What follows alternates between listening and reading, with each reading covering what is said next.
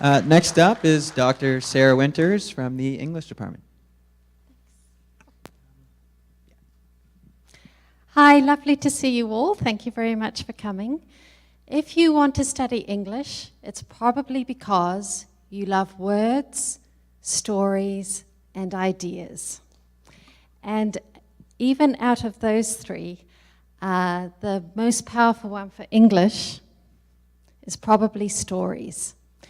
English is one of the humanities disciplines, and the humanities study what does it mean to be human? What does it mean to experience our existence as a human being? And the answer English gives is to be human is to tell stories, and to hear stories, and to read stories. And what does it mean to be human? It means that we are our stories. So this is what first year English looks like. You will take one or two of these courses. Each of these courses is worth 3 credits. So you can take 3 credits in your first year or 6 credits. And these are our topics that we've offered in the past. Love and loss. So for those fans of Romeo and Juliet, that's a course for you. Monsters, madness and malice. The Gothic novel. Photography and literature, which is a great course for anyone who's also interested in the visual arts. The family in literature, we all have a family. I believe The Simpsons is part of that course. Science and literature. Sport in literature and film, that one is popular with the phys ed students. Friendship in literature, I teach that one. Lord of the Rings is on there, just the film. And reading, media, and culture. Then, as you go through, after taking any of those, one of those or 2 of those courses in first year, in second year, if you do an honours specialisation, you will take our gateway course, which is British Literature to 1800. And after that, you need to take 9 credits, which is 3 courses, in Literary History 1. That is pre-1800 for Britain and pre-1900 for Canada and the US. And then 9 credits, which is 3 courses in Literary History 2. And after that, your choice of courses. So you take, if you're on a specialization, 60 out of your 120 course credits in English. So you have plenty of room to take whatever you would like.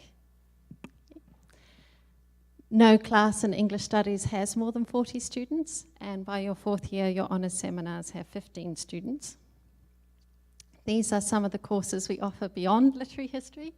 Studies in media, studies in popular culture. One of our popular culture courses this past year, for example, was music videos. So we do range far beyond print.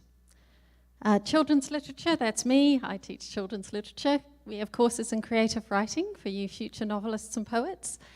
We teach the national literatures of Canada and America and the countries that come under the post-colonial umbrella, which includes my country, New Zealand, India, South Africa, the Caribbean. Then gender literature and culture, and literature, culture, and sexuality as well. And I was asked to talk about the artificial intelligence. So I have an example of a course we have taught on artificial intelligence, representing artificial intelligence. And there's a list of some of the texts that we teach on that course. So I just want to say a few things about what it means to teach artificial intelligence. So we are the stories we tell. And we have told over the years many stories about artificial intelligence, ranging from Greek myths, the story of Pygmalion, which is a story of a statue who becomes a real woman, to the Bible, the story of Adam and Eve, which is a story of humans acquiring the knowledge of good and evil, as well as self-consciousness, to classic English literature like Frankenstein, the story of a monster who becomes a person. And that also then, those are stories about creatures of a creator who become conscious of themselves. This leads us to the world of science fiction, representing artificial intelligence, books such as I, Robot and Neuromancer, and then films, of course, the Terminator films, I, Robot again, Blade Runner, AI, and WALL-E, are all on that course. Stories about artificial intelligences who seem to become something close to what we would consider a human person. And what are we as humans? Are we our intelligence? Are we our consciousness? Are we our flesh and blood bodies? Are we our loves? Or are we the stories that we tell about all those things together? So, if any of that is interesting to you, we will hope to see you in some of our English classes next year. Looking forward to it. Thank you.